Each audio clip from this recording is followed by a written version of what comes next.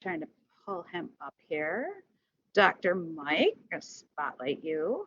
All right, so we have another presentation that's going to be equally dynamic. And anytime you bring a chef on board, it's going to, it's that superstar element, like, yay, a chef's here.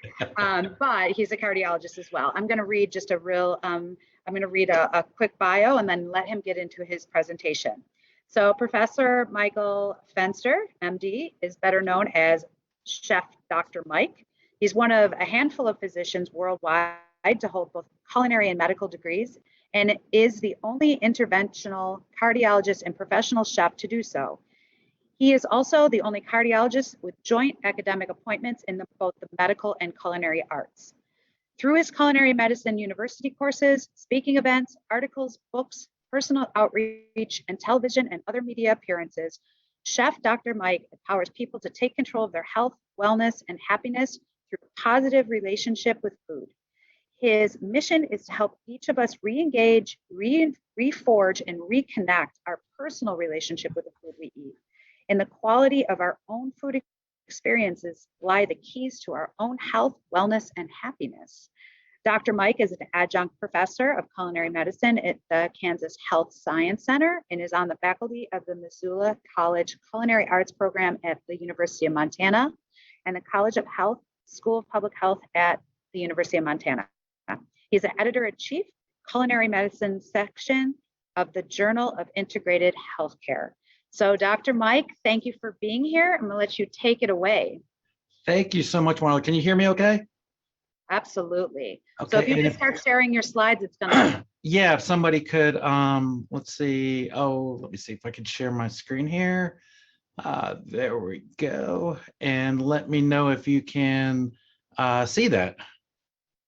And I'm going to. You're all set, Chef. Okay, give me 1 second there. Okay, and you can see my screen, correct? Yep. Okay, great. Well, hello everyone. A pleasure to be here today, albeit virtually, with you at this inaugural Food is Medicine conference.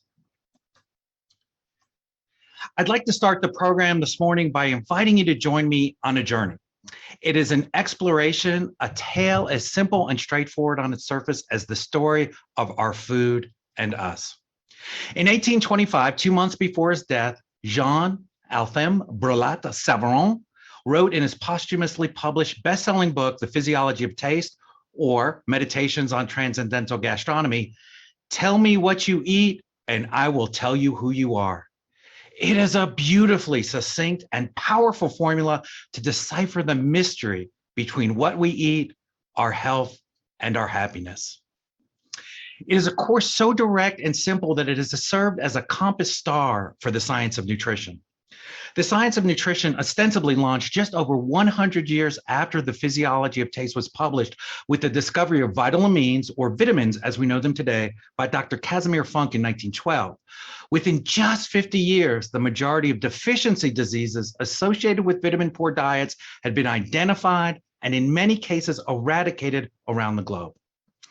The success of this focused, one variable, one effect tactic was nothing short of revolutionary. It seemed as if we stood on the precipice of understanding all that we needed to know to realize the connection between what we ate and who we are, between our food and our health. But reality has a habit of being inconvenient. When we dig deeper, the truth, and thus the reality, is often much more complex than it seems on the surface. Once, we looked to the horizon and saw that the earth appeared flat. And with the coming of dawn each day from that same horizon, we watched the sun move through the sky until it again dipped below the horizon and ushered in the night.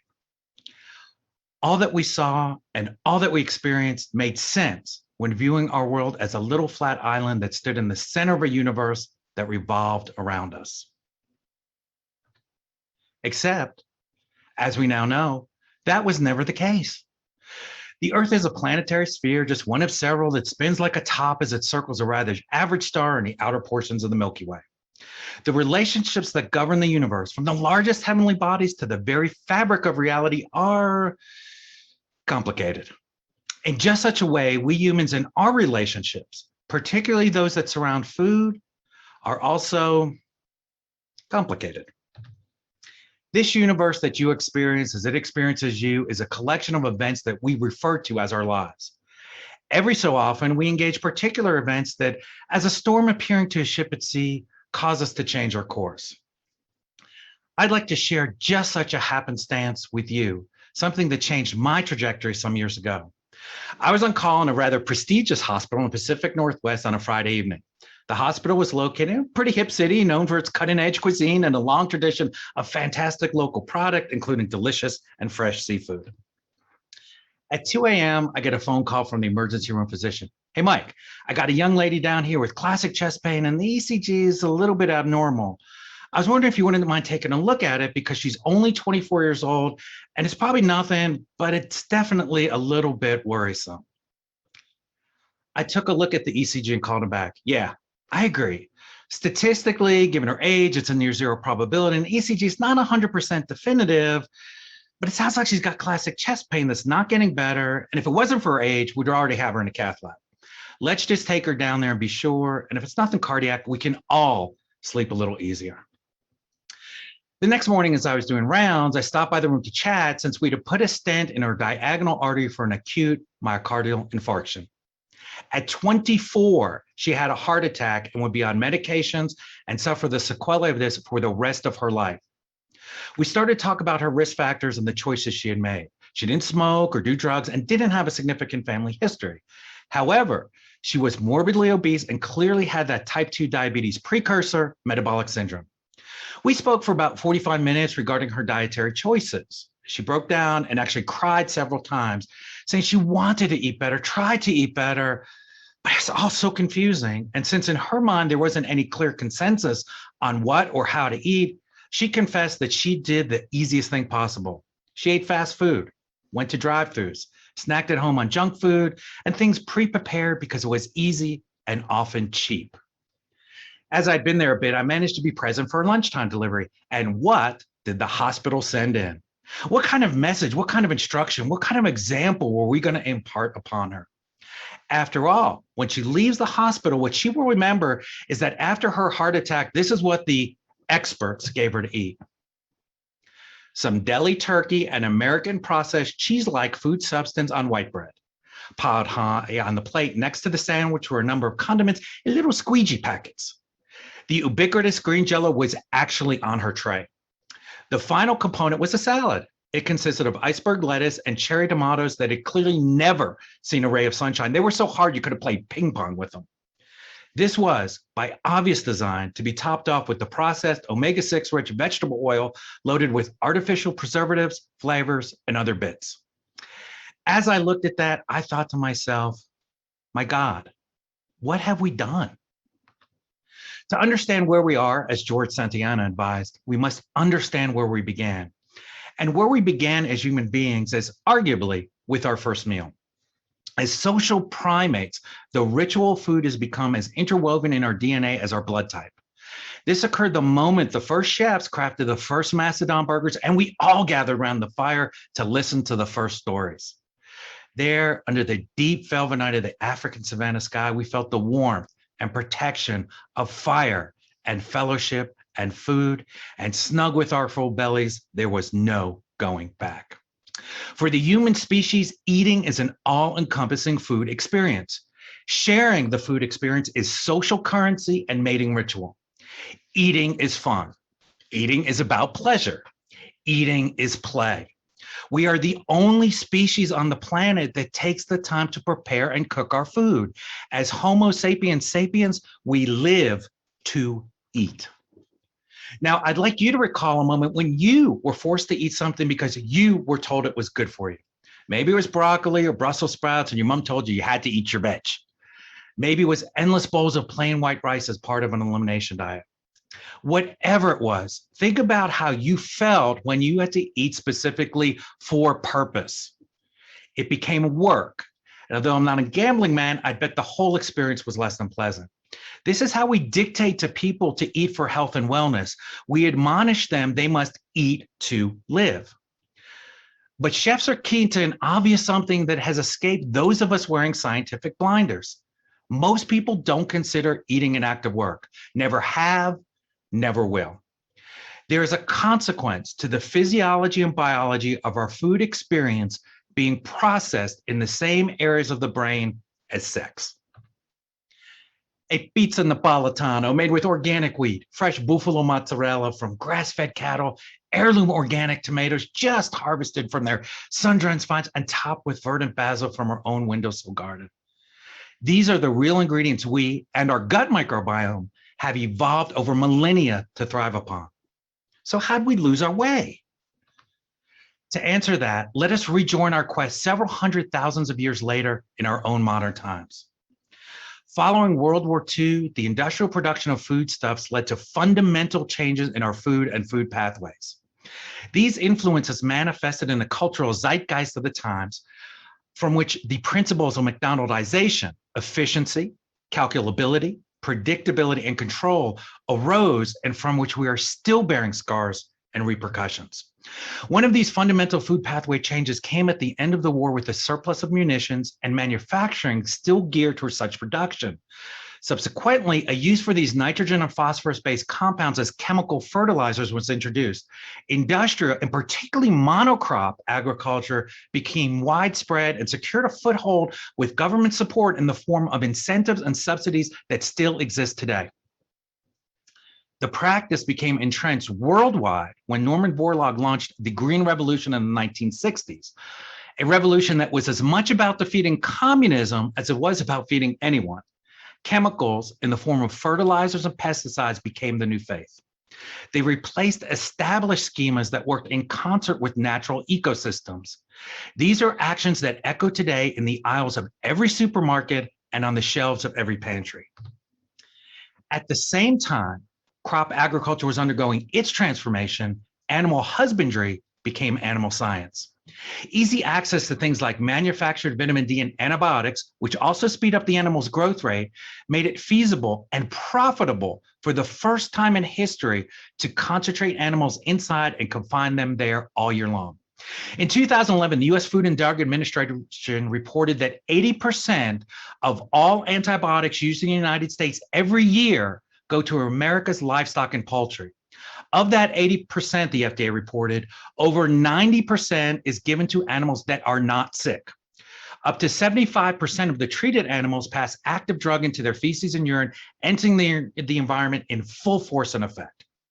Pharmaceutical residues generally pass unmeasured through wastewater treatment facilities that have not been designed to deal with them. A typical confinement hog effluent contains hundreds of distinct contaminants, including heavy metals, hormones, pesticides, and pathogens. Such operations are the main mechanism of manufacturing commodity meat and poultry, and increasingly fish and seafood are being produced in this fashion as well. All of these processes are incredibly dependent on energy intensive, particularly fossil fuel intensive feed production. In the United States, approximately 55% of grains grown are utilized in concentrated animal feeding operations. Destruction of nature's complex systems is another marker of alteration to our native food pathways. Agriculture has become much too simplified. The solution, according to Jonathan Lundgren, a former USDA entomologist and farmer, is creating farming systems that are more like nature, with variety and complexity. Nature abhors monoculture. Biodiversity is life. We see that truth reflected in the health of our own gut microbiome and its relation to our own health and wellness, or disability and disease. Network systems like those used in regenerative agriculture are more akin to the complexity found in nature. These ecosystems produce organic, real, and authentic foods in a fashion that renders them in the state from which we and our gut microbiome co-evolved to bring us pleasure, health, sustenance, and wellness, all the while addressing in a positive fashion issues of sustainability and planetary health. We need only direct ourselves to a basic question. Do you really want to get your food from a place you would never want to visit? In the post-war decades, the focus was less on questions of origin and manufacture and more on leisure time. Leisure time became synonymous with wealth, success, and prosperity. Advertisers jumped on board and quickly admonished us to embrace the modern miracles of food production and escape the drudgery of kitchen preparation and cookery. Pre-prepared foods and quick, reliable, and constant fast foods satiated us at a pace commensurate with a population that had exploded onto the new national highway system in a torrid love affair with the automobile and all things speed. Convenience culture was born and we embraced it. Boy, did we ever. We became enamored of the constancy that let us have a hamburger in New York City taste exactly the same as a hamburger in Los Angeles and everywhere in between. And this consistent food became safe food, which became predictable food, which became reproducible food. And reproducible food requires reproducible ingredients, which is why a chicken nugget, something that from a culinary perspective should be no more than a handful of ingredients, requires 40 different components to manufacture. But today we must give pause and ask, is consistent food the best food? And whilst we contemplate the question, we hold onto our delivered everything lover slice with an ever tightening death grip. A slice of industrially produced pizza is recognized fairly universally as one of the top 10 most potentially self-destructive things we can and do eat. It is a veritable poster child for a modern Western diet, also known as the standard American diet, or most appropriately, quite simply, as the SAD. At the heart of the SAD approach is convenience masquerading as efficiency, and ultra-processed manufactured foods masquerading as their authentic forebears, deceiving us with false direction and promise. In 1905, the average American consumed 71 pounds of beef per person per year. In 2010, they ate just 60 pounds. During the same time, veal consumption decreased from 7 pounds to less than half a pound. Lamb consumption decreased from 6 pounds to 1 pound. Pork decreased from 62 pounds to 48 pounds. Egg consumption likewise decreased from 284 eggs per person per year to 243. All of these decreases are statistically significant. From 1970 to 2005, butter consumption declined 15%, lard consumption declined 47%, and whole milk consumption decreased by 73%. Over the course of the 20th century, Americans' overall consumption of saturated fats has decreased by 21%.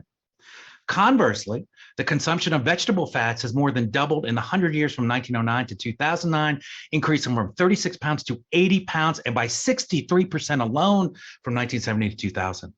From 1910 to 1970, vegetable fat consumption, primarily in the form of oils, has increased by over 400%. In 1909, Americans consumed 15 pounds of chicken per person per year, and in 2009, that had increased to 80 pounds. Turkey consumption increased from 2 pounds in 1935 to 9 pounds in 2009.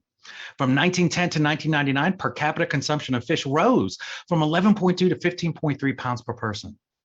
These are the results of recommendations based on a one variable, one effect narrative, based on a historically derived viewpoint that no longer applies to the modern table. These are recommendations that Americans were told to follow, and they did. These are the latest obesity statistics from the CDC through 2018, published just a few weeks ago. The average for all states is 42.4%, up from 30.5%, a roughly 40% increase. Severe obesity nearly doubled, going from 4.7 to 9.2%, and represents amongst the fastest growing segments. You can go ahead and superimpose type 2 diabetes and all the disability and disease associated with it on this map.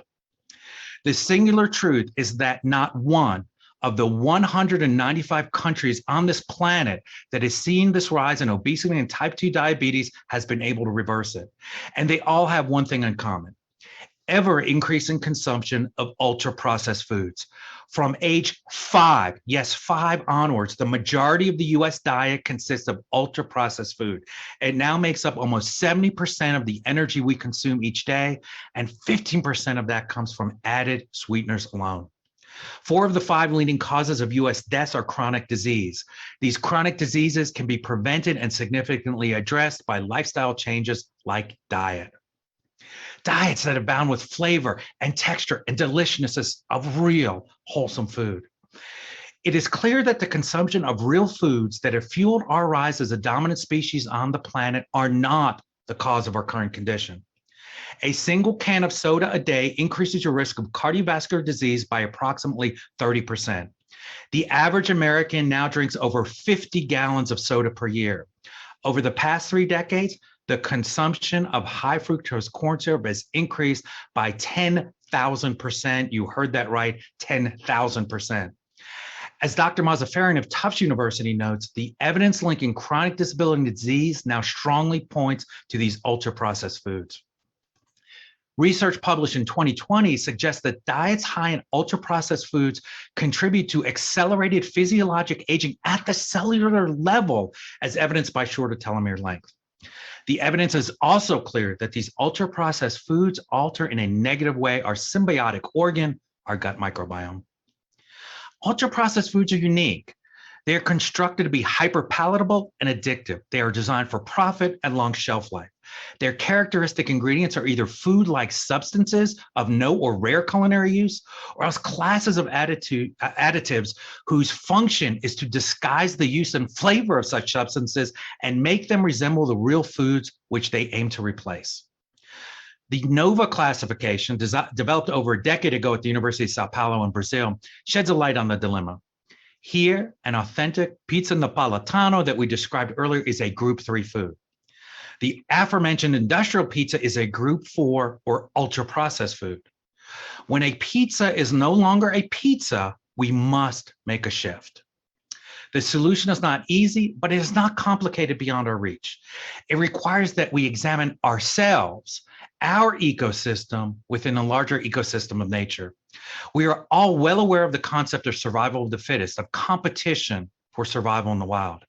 But both ancient wisdom and modern research reveal that natural systems are at least, if not more, as much about cooperation. There is a universality of the natural world that reveals that everything is connected and functions from systems within systems. Nature regenerates itself with diversity. Culinary medicine is born from this quantum change in our perspective regarding what we eat and who we are.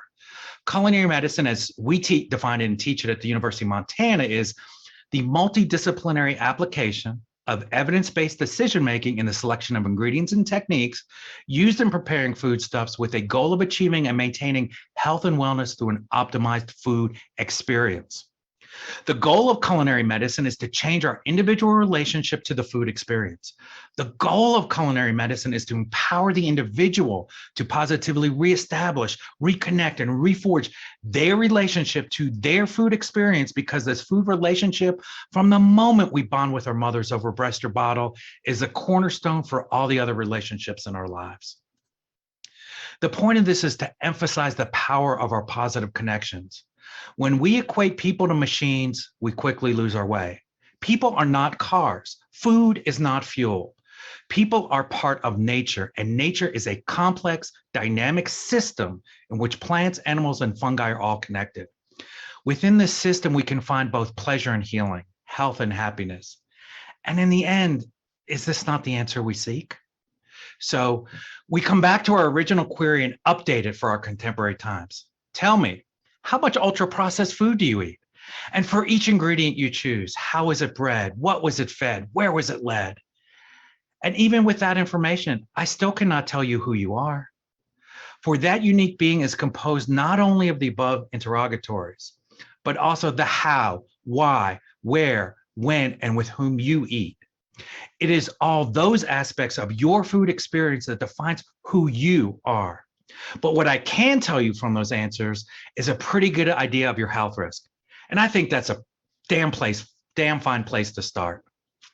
Industrial agribusiness, big pharma, big food, soda and snack, and international ultra-processed food conglomerates have a lot of political clout. They are heavily invested in maintaining the status quo.